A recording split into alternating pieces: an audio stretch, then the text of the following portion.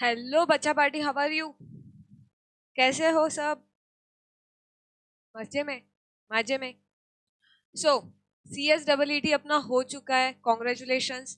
और आज हम आ गए हैं एग्जीक्यूटिव स्टेज में। और एग्जीक्यूटिव सी एस का एग्जीक्यूटिव स्टेज क्या बताता है, क्या दिखाता है? तो एक कंपनी की दुनिया दिखाता है, एक नई दुनिया दिखाता है। और वो नई दुनिया रिलेट करती है, किससे रिलेट करती है? कंपनी से। तो आज जो कि हमारा कंपनी लॉ का कोर सब्जेक्ट है, सीएस का कोर सब्जेक्ट कंपनी लॉ से है, ये आपको पता चलेगा बियॉन्ड द टाइम। बट उसके पहले कंपनी क्या होती है, कंपनी लॉ क्यों पढ़ना है, और कंपनी का इंपॉर्टेंस क्या है, ये आपको थेरोटिकली पता होगा, सुना होगा, बट एक्चुअली कंपनी बनती कैसी है ये आपको शायद से नहीं पता होगा, एक्सेप्ट किसी लोगों को पता हो। Okay, so before going ahead, let me introduce to me. I am a C S Shweta, और मैं आपको सफर तय करने वाली हूँ कंपनी लॉ के साथ। जो मुझे जानते हैं, जो मुझे नहीं जानते, इट्स ओके। साथ साथ हम जानते जाएंगे एक दूसरे को। ठीक है? आप मुझे जानो, मैं आपको जानूंगी। So without wasting any time, हम स्टार्ट करते हैं कंपनी लॉ। तो कंपनी लॉ में क्या है? क्या है? कंपनी है। ठीक है, तो कंपनी तो है, बट यहाँ पे कितने हैं टोटल? 19 चैप्टर्स पढ़ने हैं आपको। कितने? 19 चैप्टर्स पढ़ने हैं। बाप रे, 19 चैप्टर्स! डर लगा सुन के? नहीं नहीं, ठीक है, कर लेंगे। प्रोफेशनल कोर्स लिया है तो उतना तो करना ही पड़ेगा। सो इसमें दो पार्ट में डिवाइडेड है, part A and part B. हम बोलते हैं पार्ट ए में आपके 12 चैप्टर्स आ जाते हैं। एम आई राइट? फिर हम आगे जाते हैं तो पार्ट बी की तरफ, जहां पे हमारे कितने चैप्टर्स आते हैं? 7 चैप्टर्स आते हैं। 12 चैप्टर कवर करेगा आपका 60 मार्क्स का एरिया, एंड 7 चैप्टर कवर करेगा आपका 40 मार्क्स का एरिया। ये हो गया थेरोटिकल बेस, जो आपको पता होना चाहिए आपका पेपर कैसा आएगा, राइट? आगे तो हम अभी गए ही नहीं, हम जस्ट देख रहे हैं कि सिलेबस कितने चैप्टर्स अपने को पढ़ने हैं, उसमें कितने चैप्टर्स पार्ट ए में है, कितने चैप्टर्स पार्ट बी में है, पार्ट ए में कितने मार्क्स का आएगा, पार्ट बी से कितने मार्क्स का आएगा, और एग्जामिशन के लिए कितने मार्क्स लगते हैं? 60 मार्क्स लगते हैं। तो ये आपका सफर रहेगा कंपनी लॉ का। तो अगले 19 चैप्टर तक आपको मुझे देखना है और मुझे आपको देखना है। ठीक है? फिर हम बोलते हैं company act. Act 2000। So please, आप कंपनी लॉ के बादशाह बनने वाले हो। आप कंपनी लॉ के क्या बोलते हैं, हार्ड बनने वाले हो। तो कंपनीज एक्ट 2013 ये कैसे लिखना है ये आपको पता होना जरूरी है। अगर मुझे एपोस्ट्रोफी एस लगाना है तो मैं वहां पे ही उस पेपर को बर्खास्त कर दूंगी, राइट? तो कंपनीज एक्ट ऑलवेज ऐसे लिखना, इसमें कोई एपोस्ट्रोफी एस नहीं लगाना, कोई कॉमा नहीं देना, कोई फुल स्टॉप नहीं देना। ठीक है? ये कोर है, ये स्टार्टिंग पॉइंट है, ये याद रखना है। तो हम बोलते हैं 2013 में कंपनी एक्ट आया, हम मानते हैं। या इसके पहले कंपनी एक्ट नहीं था? इसके बारे में हम बात करेंगे, चर्चा करेंगे। तो हम बोलते हैं सबसे पहले इसका इफेक्टिव डेट क्या है, कब ये इफेक्टिव हुआ। ज्ञान की बात है, आपको पेपर में नहीं आएगा इफेक्टिव डेट बताओ, ऑब्जेक्टिव क्वेश्चन नहीं, आपका थेरोटिकल पेपर है। हम बोलेंगे अप्रैल फुल बनाया। अप्रैल फुल बनाया मतलब 1 अप्रैल को आया, 1 अप्रैल 2014 को इफेक्टिव हुआ, राइट? मैम फिर उसको 13 क्यों बोलते हैं? 2013 में आया, बट उसका इफेक्ट कब से आया? 1 अप्रैल 2014। फिर हम बोलते हैं ये जो कंपनी एक्ट 2013 है, ये रूल बेस्ड लेजिस्लेशन।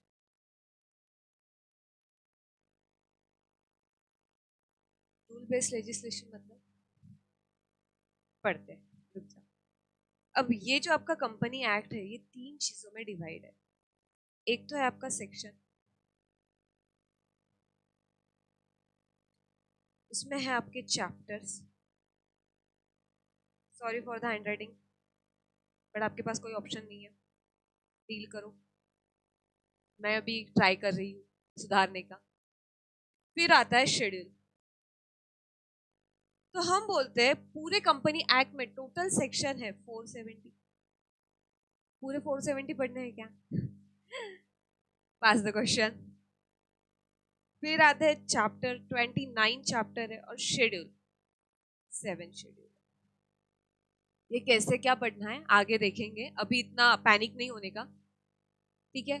पता क्या होना चाहिए, 2013 में से कंपनी एक्ट आया, इफेक्टिव 1 अप्रैल, अप्रैल फूल बनाया, 1 अप्रैल 2014। फिर रूल बेस्ड लेजिस्लेशन है, रूल बेस्ड लेजिस्लेशन कैसा है हम देखते हैं, ठीक है? उसके बाद ये कंपनी एक्ट डिवाइड कितने चीजों में है, 3 चीजों में है। पहला क्या है, सेक्शन है। दूसरा क्या है, चैप्टर है। थर्ड क्या है, शेड्यूल। सेक्शन कितने हैं, 470 है। चैप्टर कितने हैं, 29 है। शेड्यूल कितने हैं, 7। ठीक है, इतना सॉर्टेड है। अब जब कोई भी एक्ट बनता है, कोई भी एक्ट बनता है, तो इसके जो पावर है, ये कौन बनाता है मुझे बताओ? एक्ट कौन पास करता है, पार्लियामेंट, राइट? तो जो अपना एक्ट है, ये 2 बेस में रूल डिवाइड है, एक एक्ट और दूसरा है रूल्स। एक्ट और रूल, बहुत गंदा लिखा ना मैंने act, I am sorry. Act और रूल, जब एक्ट की बात करते हैं तो एक्ट किसने बनाया, पार्लियामेंट ने। फिर हम जब रूल की बात करते हैं तो रूल किसने बनाया, एमसीए। सुना है क्या इस बॉडी के बारे में, regulatory body, ministry of corporate affairs. भाई देखो, आज हम पहली बार, मतलब बहुत सारे लोगों ने सुना होगा, बहुत लोगों ने नहीं सुना होगा, एमसीए एक गवर्निंग बॉडी है। आज हम उसको नॉर्मली पढ़ रहे हैं एमसीए, बट जब आप सीएस बन जाओगे, जब आप सीएस बन जाओगे और जब आप प्रैक्टिस करोगे, आप कंपनी में काम करोगे, तो आपको रोज रोज एवरी डे एमसीए के साइड पे जाना होगा और एमसीए के साथ जंग करनी होगी। क्यों? क्योंकि भाई साहब बता रही हूँ, एमसीए पे काम करना बहुत पेशेंस लगता है, बहुत पेशेंस लगता है, क्योंकि साइट ही नहीं चलती। ठीक है, आपको पता नहीं होगा तो मैं डरा नहीं रही हूँ, बट गवर्नमेंट अपनी वर्क कर रही है इस बात पे। होप सो जब तक आप सीएस बन जाओगे, एमसीए का कुछ नया वर्जन आ जाएगा और साइट स्मूथ चलने लगेगी, तो स्टे पॉजिटिव। फिर एमसीए ने अपना लोड कम करने के लिए और 4 लोगों को बिठा दिया। देखो, पार्लियामेंट ने एक्ट बनाया, अब एक्ट बना के कुछ नहीं हुआ, उसमें रूल इंक्लूड करने थे। रूल के लिए एक अलग बॉडी बनाई, MCA, ministry of corporate affair. अब एमसीए का अपना रूल बनाने का एक छोटा काम तो है नहीं, तो उन्होंने उसके पावर और डिलीगेट किए। एक और बॉडी बनाई आरओसी, एक बॉडी बनाई आरडी, एक बनाया एनसीएलटी, एक बनाया एनसीएलएटी। ये क्या है, ये क्या है? एमसीए क्लियर हुआ, रूल बेस्ड लेजिस्लेशन। रूल किसने बनाए, एमसीए ने बनाए। अब एमसीए को रूल अप्लाई करना, अब ये सारी चीजें उसको अप्लाई, तो क्या हुआ, तो एक आरओसी बनाया। आरओसी मतलब registrar of companies, right? Registrar of companies. ये क्या कर रहे हैं, रजिस्टर, आरओसी का काम क्या है, आरओसी का काम क्या है? आरओसी कंपनी देखेगा, इनकॉर्पोरेशन का काम देखेगा, सारी कंपनी अच्छे से है कि नहीं, डायरेक्टर सही है कि नहीं, मतलब कंपनी का कंप्लायंस है कि नहीं, ये काम कौन देखेगा, आरओसी देखेगा, राइट? फिर आरडी, रीजनल डायरेक्टर। आरडी कौन है, आरओसी के ऊपर जो बॉडी बैठी है वो आरडी। अगर आरओसी के काम से आप खुश नहीं हो, आरओसी के काम से आप खुश नहीं हो, तो आप किसके पास जाओगे, आरडी के पास जाओगे। भाई आरडी से भी हम खुश नहीं है तो हम कहाँ जाएंगे? अगर पहले क्या था, पहले एक ही कोर्ट में अगर आपको कुछ दिक्कत आ गई जीवन में, तो आप किसके पास जाते थे, कोर्ट के पास जाते थे। कोर्ट का, भाई कोर्ट में पहले ही तारीख पे तारीख मिलती है, तारीख पे तारीख मिलते हैं। आम जनता की केस सॉल्व करने को उसको टाइम नहीं है, तो वो बोलेंगे छोटे से कंपनी का केस हम कहाँ दें। तो फिर एनसीएलटी, मतलब एक कंपनी के लिए अलग एक कोड बनाया गया और उसको नाम क्या दिया गया है, एनसीएलटी, मतलब नेशनल कंपनी लॉ ट्रिब्यूनल। ठीक है, नेशनल कंपनी लॉ ट्रिब्यूनल। और अगर जैसे सेशन कोर्ट के बाद हाई कोर्ट होता है, मतलब सुपीरियर कोर्ट के बाद सुपीरियर कोर्ट होता है, राइट? तो वैसी एनसीएलटी के बाद अगर आप एनसीएलटी के ऑर्डर से खुश नहीं हो तो अब हाई कोर्ट जाओगे क्या? नहीं जाओगे। तो हाई कोर्ट जैसा ही दर्जा हमने किसको दिया है? एनसीएलएटी। एनसीएलएटी बोले तो national company law appellate tribunal. ठीक है, national company law appellate tribunal. तो भाई पहले एक्ट बना, एक्ट किसने बनाया? पार्लियामेंट ने बनाया। फिर एक बॉडी आई रूल बनाने के लिए, रूल किसने बनाया? एमसीए ने बनाया। अब एमसीए को गवर्न करना था तो एमसीए ने नीचे और 4 बॉडी बनाई। 4 बॉडी कौन सी? एक आरओसी बनाया, आरडी बनाया, एनसीएलटी बनाया, एनसीएलएटी बनाया। ठीक है, और एनसीएलएटी का ऑर्डर क्या होता है? फाइनल। अगर बहुत एक्सेप्शनल केस है तो हम जाते हैं सुप्रीम कोर्ट, और सुप्रीम कोर्ट के पास हम कब जाते हैं? जब क्वेश्चन ऑफ लॉ इन्वॉल्व होता है। उसके बिना हम सुप्रीम कोर्ट जा सकते हैं क्या? नहीं। इतना हो गया।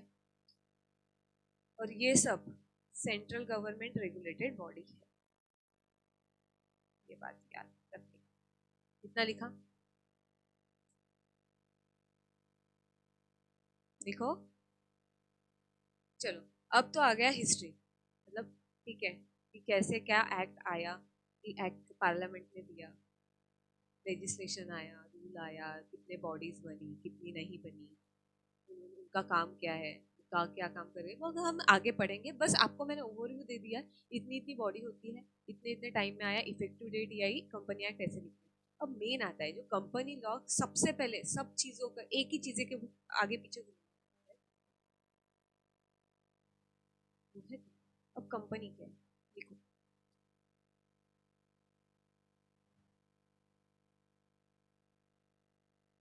Company means company, wow, company means company, incorporated under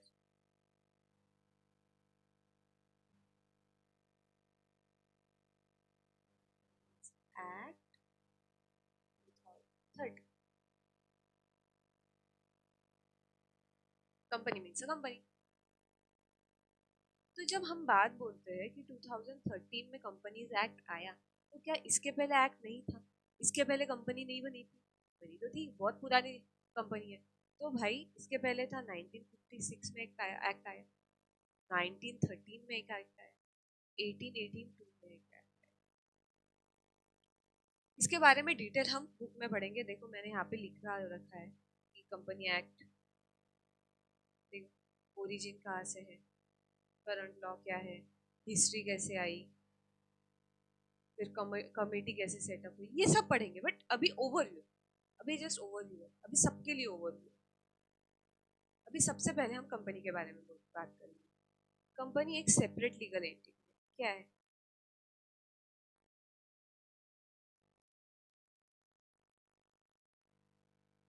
अब यहाँ पे वर्ड है इनकॉर्पोरेटेड, यहाँ पे वर्ड है इनकॉर्पोरेटेड।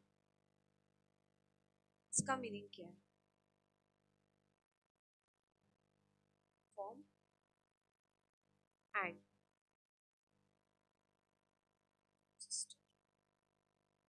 फॉर्म,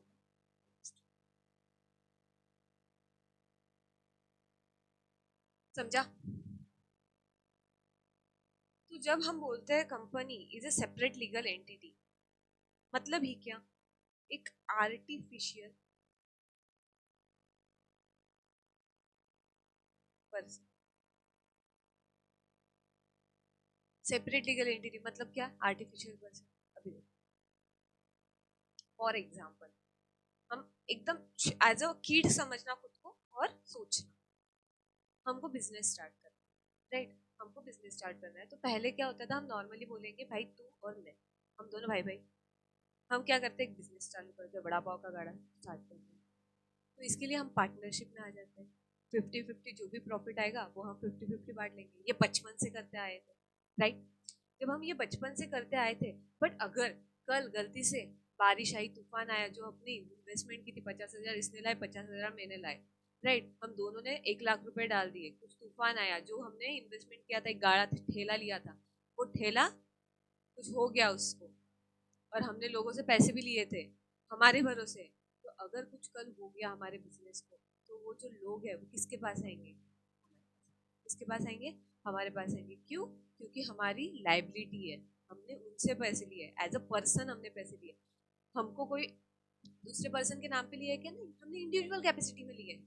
बट अगर मैं एक कंपनी के फॉर्म में एक पर्सन को क्रिएट करती हूँ, उसके बिहाफ में डील करती हूँ, तो मैं तो पर्दे के पीछे रहूंगी, वो आगे देखेंगे पर्दा क्या है। बट पहले मैं क्या बोल रही हूँ, मुझे खुद को सिक्योर करना है ये सारी चीजों से, इसलिए मैं आर्टिफिशियल एक आर्टिफिशियल पर्सन को बनाऊंगी, एक नकली पर्सन को बनाऊंगी और उसके बिहाफ में काम करूंगी, और उसके बिहाफ में काम करूंगी। और आर्टिफिशियल पर्सन, नकली पर्सन ऐसा जिसको लॉ ने लीगल लैंग्वेज में वो पर्सन मान्यता हो, जिसकी लीगल लैंग्वेज में उसको मान्यता हो, ऐसे पर्सन को मिला, राइट? तो हम उसको बोलेंगे आर्टिफिशियल पर्सन, राइट? अब जब हम सेपरेट लीगल एंटिटी बोलते हैं, तो सेपरेट लीगल एंटिटी में कितने लोग को बोलते हैं? क्यों बोलते हैं इसको सेपरेट लीगल एंटिटी? क्योंकि हम इसको पॉइंट ऑफ व्यू करेंगे तीन वे से। जैसे पहले रहते हैं इसमें प्रोमोटर्स, फिर रहते हैं डायरेक्टर्स, और आते हैं शेयर। सी, मैं इसको एच लिखूंगी आगे से, तो आपका ध्यान अच्छे से जाएगा। तो प्लीज कीवर्ड है शेयर होल्डर लिखना, मुझे थोड़ा नहीं होगा, तो आप एच मतलब शेयर होल्डर लिख, मतलब आप एग्जाम में नहीं लिख सकते, यहाँ पे मैं लिख रही हूँ, तो आप कॉपी में प्रॉपर शेयर होल्डर लिख दो यार।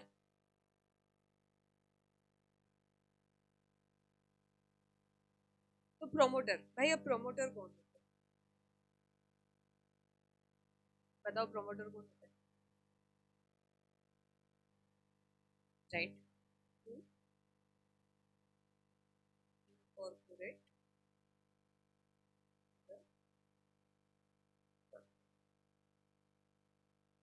राइट। अब डायरेक्टर कौन होता है?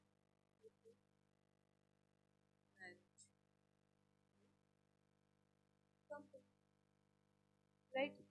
फिर बोलते हैं शेयर होल्डर कौन होता है? ओन्स द, भाई साहब क्या बोल रहे हैं आप? ठीक है, आर्टिफिशियल पर्सन होता है, और ठीक है हम मान गए आर्टिफिशियल एक नकली पर्सन। फिर ये तीन लोग कौन है? भाई आर्टिफिशियल पर्सन जाके खुद ही काम करेगा, उसको चलाने के लिए लोग हैं। तो उसको चलाने के लिए बिहाइंड द पर्दे के पीछे वाले लोग कौन से? प्रमोटर है, डायरेक्टर है और शेयर होल्डर। अब प्रमोटर कौन है? अब प्रमोटर कौन है? प्रमोटर मतलब वो जो कंपनी इनकॉर्पोरेट करता है, मतलब जिसकी आइडिया होती है और वो फर्स्ट स्टेप लेता है, जिसकी आइडिया होती है कि हमको ये बिजनेस करना है, और वो फर्स्ट स्टेप लेता है। इसके लिए फर्स्ट स्टेप, कंपनी बनाने के लिए फर्स्ट स्टेप लेता है, उसको प्रमोटर बोलते हैं। ये अभी का भी याद रखो, आगे हम प्रमोटर को डिटेल में देखेंगे, राइट?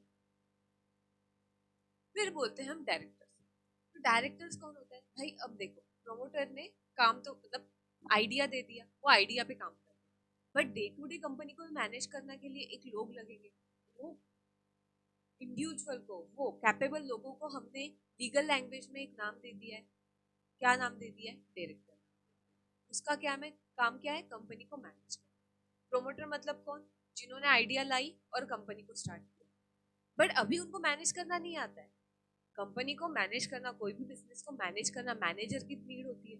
और मैनेजर कौन होता है? एक इफिशिएंट इफेक्टिव पर्सन होता है, जिसके पास वो चीजें मैनेज करने का क्वालिफिकेशन, इफिशिएंसी हो, इफेक्टिवनेस हो, राइट? अगर प्रमोटर बिजनेस के ऊपर ध्यान देने बजाय मैनेज करता रहे, तो कंपनी चलेगी। तो हम इसे बोलते हैं, जो लोगों ने बिजनेस स्टार्ट किया है उसको हम प्रमोटर की डेफिनेशन देंगे। अगर प्रमोटर से बिजनेस मैनेज नहीं हो रहा है, तो हम एक न्यू लोगों को अपॉइंट करेंगे, न्यू इंडिविजुअल लोगों को अपॉइंट करेंगे। वो लोग कौन होंगे?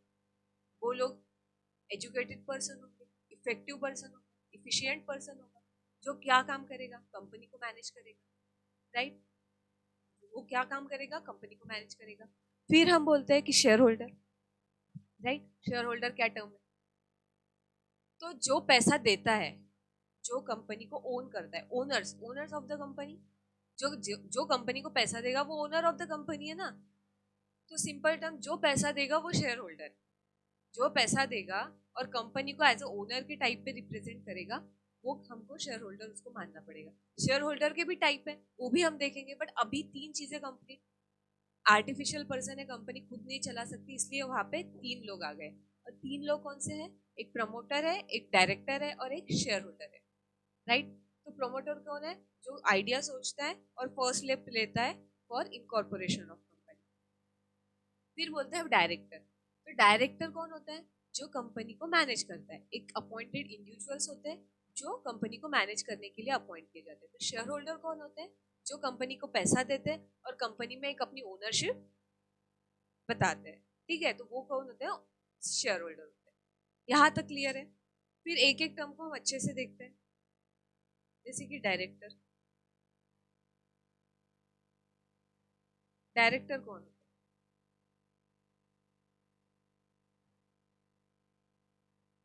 अ पर्सन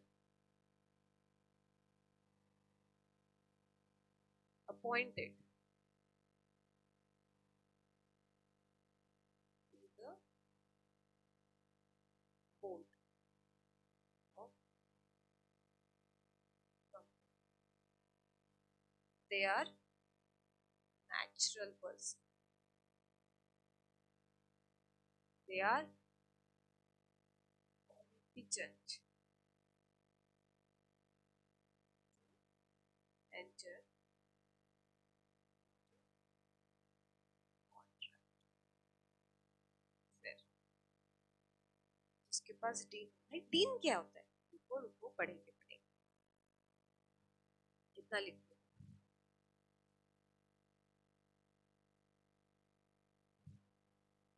तो डायरेक्टर, 3 चीजें क्लियर हुई। अभी डायरेक्टर सी कंपनी को मैनेज करते, एक वर्ड याद रखना, एक टर्म बोर्ड ऑफ डायरेक्टर।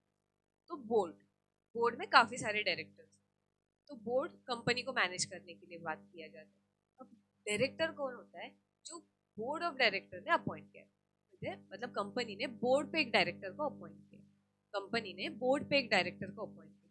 तो वो कौन होगा? वो आर्टिफिशियल पर्सन होगा? नहीं, क्योंकि कंपनी अपनी आर्टिफिशियल पर्सन है, उसको चलाने के लिए हम किसी को अपॉइंट कर रहे हैं। तो वो तो नेचुरल पर्सन होना चाहिए, मतलब इंडिविजुअल होना चाहिए। बच्चे को लाके बैठा दें क्या? क्या नेचुरल पर्सन है, नेचुरल पर्सन है चलेगा? नहीं, उसको स्किल आना चाहिए, मतलब वो कॉम्पिटेंट होना चाहिए कॉन्ट्रैक्ट में इंटर होने के लिए, मतलब जी, हाँ जी। तो वो कॉन्ट्रैक्ट में एंटर होने लायक होना चाहिए, मतलब 18 साल के ऊपर, अनसाउंड माइंड नहीं होना चाहिए, जो हमने बचपन में पढ़ा था इंडियन कॉन्ट्रैक्ट एक्ट में कि कॉन्ट्रैक्ट में कौन एंटर हो सकता है, कौन नहीं हो सकता है। जिस जो ऑलरेडी जेल में था वो नहीं हो सकता है, जिनके ऊपर क्रिमिनल पेनल्टीज है वो नहीं हो सकता है, जिनके ऊपर कोई प्रोसीडिंग्स चालू है क्रिमिनल वो नहीं हो सकता है, जो 18 साल के नीचे है वो नहीं हो सकता है। एक्सेप्शन है 18 साल के नीचे का, आई नो, बट स्टिल हम ओवरऑल देख रहे हैं जो कॉन्ट्रैक्ट में एंटर नहीं हो सकता वो डायरेक्टर नहीं बन सकता। तो डायरेक्टर बनने के लिए आपको नेचुरल पर्सन होना जरूरी है, या आपकी एलिजिबिलिटी होनी चाहिए, आप कॉन्ट्रैक्ट में एंटर होकर। और डीन क्या है? डीन का लॉन्ग फॉर्म क्या है? Director identification number. डीन का मतलब है डायरेक्टर आइडेंटिफिकेशन नंबर। तो मैं आपको प्रैक्टिकली बता देती हूँ कि डीन के लिए अगर आपको किसी पर्सन को अप्लाई करना है तो एक एमसीए के वेबसाइट पे DIR3 नाम से एक फॉर्म होगा, उसको आपको फिल करना है। उसके लिए आपको डॉक्यूमेंट, आपका आधार, पैन, मतलब केवाईसी डॉक्यूमेंट चाहिए। और आप एमसीओ को बोलते हैं कि ये पर्सन डायरेक्टर बनने के लिए एलिजिबल है, ये इसका पैन रहा, ये इसका आधार कार्ड रहा, और नाउ अभी उसको आप डायरेक्टर आइडेंटिफिकेशन नंबर प्रोवाइड करो। इसके साथ, जब प्रैक्टिकल वे है, आप भूल गए मतलब प्रोसीजर भूल गए तो भी चलेगा, इसके साथ आपको जो ऑलरेडी किसी डायरेक्टर है उसका रेफरेंस देना पड़ेगा कि आई अग्री कि ये कॉम्पिटेंट है और मैं इसको अग्री करता हूँ टू प्रोसीड फर्दर। तो फिर आप एमसीयू को अगर सही लगा, आपके डॉक्यूमेंट सही लगे, तो वो आपको आइडेंटिटी अलॉट कर देता है।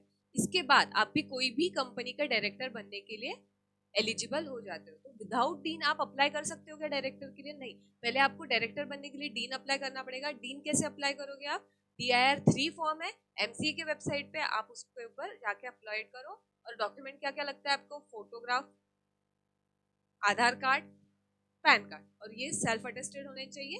इसको ही क्या बोलते हैं हम? केवाईसी डॉक्यूमेंट, ठीक है। उसके बाद हम बात करते हैं, डायरेक्टर में कितने टाइप के डायरेक्टर होते हैं जो आपने बोला था। एक होता है एग्जीक्यूटिव डायरेक्टर, एक होता है नॉन एग्जीक्यूटिव,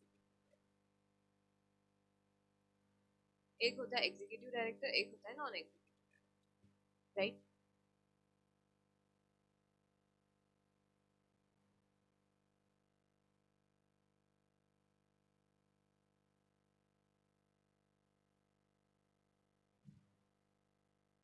एग्जीक्यूटिव मतलब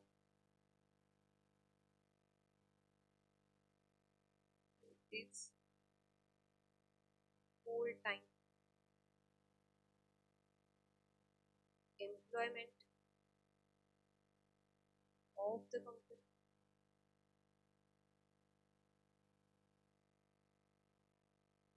full time employment of the company, पूरे दिन के लिए आपके कंपनी में काम करता है। और नॉन एग्जीक्यूटिव मतलब participate only in board meeting.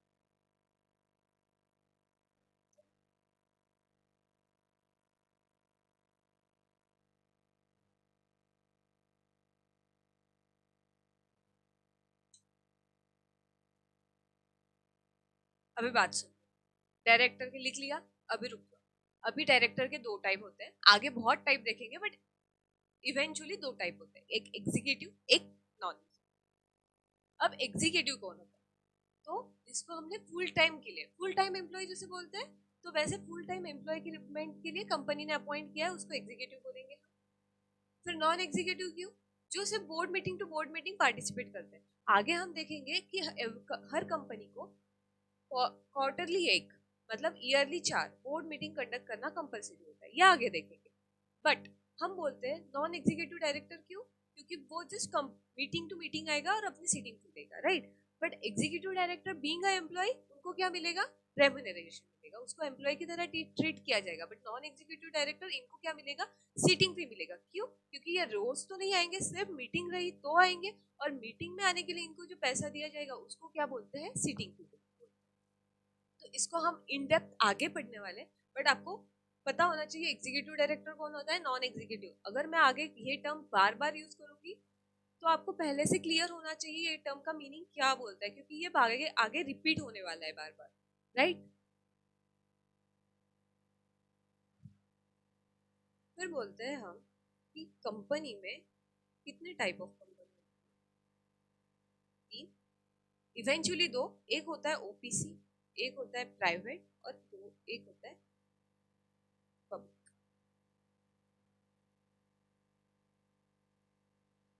OPC is a term of private, एक ही बोलते हैं, बट ओपीसी में जब हम मेंबर्स की बात करें तीनों इसमें, तो ओपीसी में मेंबर्स कितने होते हैं?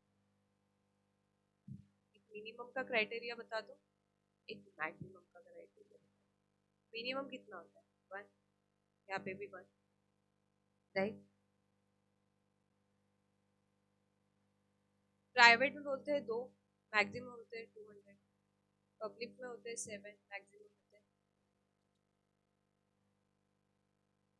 तो अगर आप ओपीसी इनकॉर्पोरेट कर रहे हो तो आप कितने लोग चाहिए? एक लोग से 1% कंपनी इनकॉर्पोरेट हो जाती है।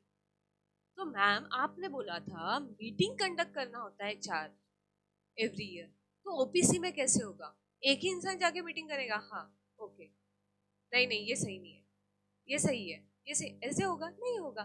तो ओपीसी में जो मीटिंग वाला क्लॉज है वो अप्लाई नहीं होगा। इसके हम आगे, इसलिए मैं बोल रही हूँ अभी का ज्यादा दिमाग मत लगाओ, आगे हम इसको डिटेल में पढ़ने वाले हैं। कितने मीटिंग होते हैं, बहुत पढ़ना है अपने को। प्राइवेट में याद रखो मिनिमम मेंबर कितने होते हैं? 2 होते हैं, मैक्सिमम 200 होते हैं। पब्लिक में मिनिमम मेंबर 7 लोगों से कम, अगर आपको पब्लिक कंपनी बनानी है तो मिनिमम 7 लोग होने चाहिए, और मैक्सिमम कितने भी हो सकते।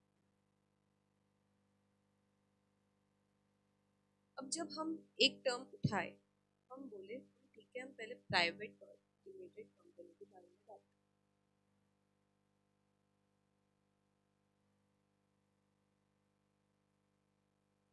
जब हम प्राइवेट लिमिटेड कंपनी के बारे में बात करते हैं तो इसका मतलब क्या होता है? लिखना है थोड़ा सा, लिखना means a company which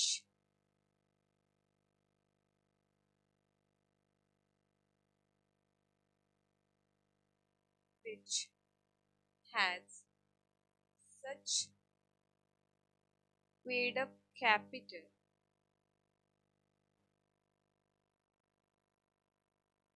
paid up share capital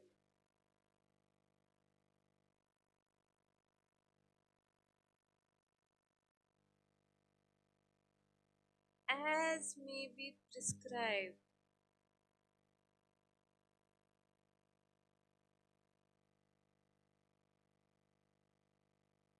and provide by its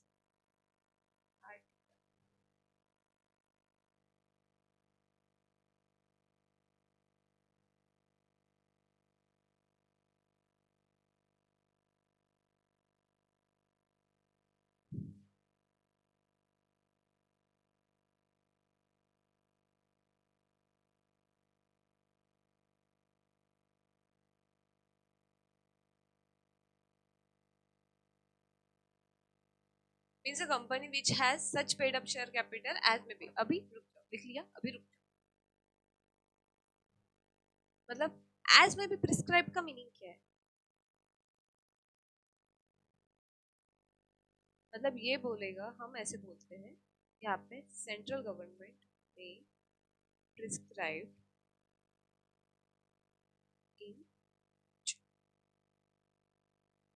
अभी मेरे को बात बताओ एक अगर मुझे जीरो जीरो कैपिटल के साथ कैपिटल बोले तो पैसे कैपिटल बोले तो पैसे जीरो कैपिटल के साथ बिजनेस चालू करना है क्या मैं चालू कर सकती हूँ क्या प्रैक्टिकली देखा जाए तो पॉसिबल नहीं है प्रैक्टिकली देखा जाए तो पॉसिबल नहीं है बट क्या लॉ मुझे अलाउ करता है लॉ की लैंग्वेज मुझे अलाउ करती है बिल्कुल तो लॉ के अकॉर्डिंगली आप इतने पेड अप कैपिटल से स्टार्ट कर सकते हैं जितना प्रिस्क्राइब है और वो प्रिस्क्राइब फ्यूचर में सेंट्रल गवर्नमेंट ने करेगा अभी किया नहीं है या आपके आर्टिकल में जो लिखा है आर्टिकल क्या है हम आगे देखेंगे तो इतने से आपको कैपिटल चालू करना पड़ेगा अब मैं आपको प्रैक्टिकल सिनेरियो में लेके जाती हूँ जब हम इनकॉर्पोरेशन के लिए प्रोसीड करते हैं तो वहाँ पे सेपरेट कॉलम होता है शेयर कैपिटल के बारे में कितना शेयर कैपिटल है कितने लोगों ने सब्सक्राइब किया है सब्सक्राइब मतलब डिवाइड किया है प्रॉमिस किया है कि हम इतना देंगे पैसे क्योंकि स्टार्टिंग में ही आप पैसे थोड़ी जाके उनको देंगे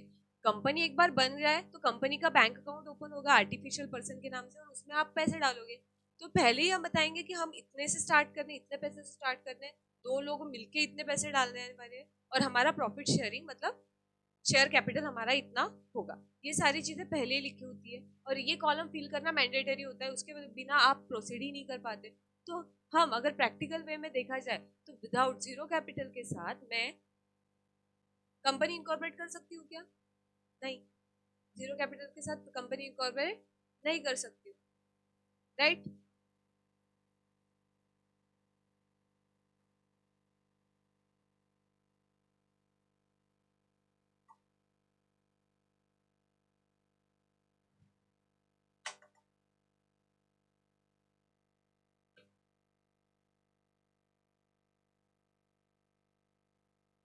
तो कंक्लूजन ऑफ द स्टोरी मैं जीरो कैपिटल के साथ प्रैक्टिकली इनकॉर्पोरेट नहीं कर सकती क्यों क्योंकि मुझे फॉर्म आगे भेजेगा ही नहीं बट लॉ मुझे अलाउ करता है तो अलाउ करता है कब तक करेगा जब तक सेंट्रल गवर्नमेंट फ्यूचर कोई लिमिट स्पेसिफाई नहीं कर सकती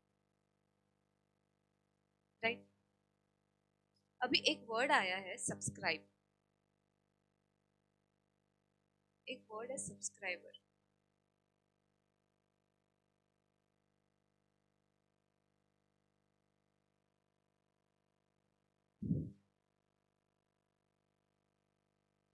सब्सक्राइबर का मीनिंग देखो जब जब आप कंपनी इनकॉर्पोरेट के लिए प्रोसीड करते हो तो आप दो लोगों को सब्सक्राइब करना मैंडेटरी है प्राइवेट कंपनी कि ये सब्सक्राइबर क्या है एक प्रॉमिस है कि हम अगर एक बार कंपनी इनकॉर्पोरेट हो जाए तो जो कैपिटल है वो हम ओन करेंगे ठीक है तो ये गारंटी हो गई तो सब्सक्राइबर इनकॉर्पोरेशन के पहले तो ये कौन होता है हम यहाँ पे बोल दें सिंपल के लिए याद रखने के लिए before incorporation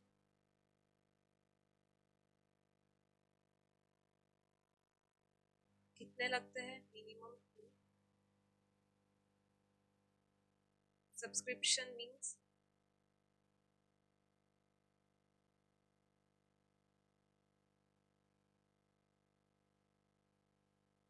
subscription means promise. Promise किसका? Once company form, once company form we subscribe, मतलब पैसा दे देंगे हम।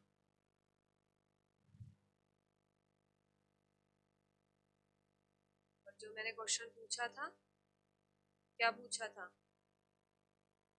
कैन, दिख रहा है? कैन कंपनी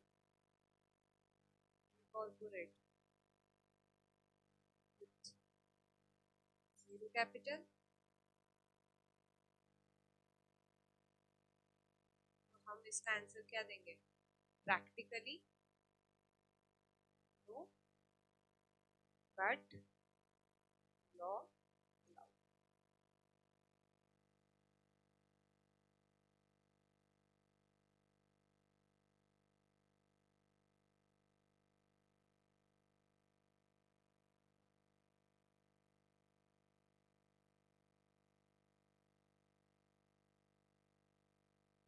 राइट, तो ये आपका कंपनी के बारे में हो गया। ये आपकी नोट्स है, आप एक बार देख लो, ये आपकी नोट्स है। इस कंटेंट देख लो, ये पूरी अच्छी पूरा बना नहीं है, इस वजह से आपकी नोट्स में प्रॉपर डायग्रामेटिक चार्ट फॉर्म में। सिग्रीगेट मॉड्यूल से पढ़ना नहीं है, मैंने कभी मॉड्यूल से पढ़ाया नहीं है, तो आप भी नहीं पढ़ोगे क्योंकि उसमें बहुत सारी गलतियाँ है। तो आज के लिए बिकॉज ऑफ आज फर्स्ट डे अपना इतना ही करते हैं, लाइट लाइट।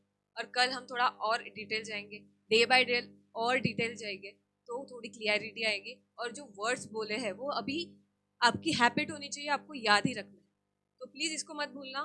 स्टे ट्यून, और कल हम और मिलेंगे। तब तक के लिए हंसते रहिए, मुस्कुराते रहिए, खुश रहिए। धन्यवाद।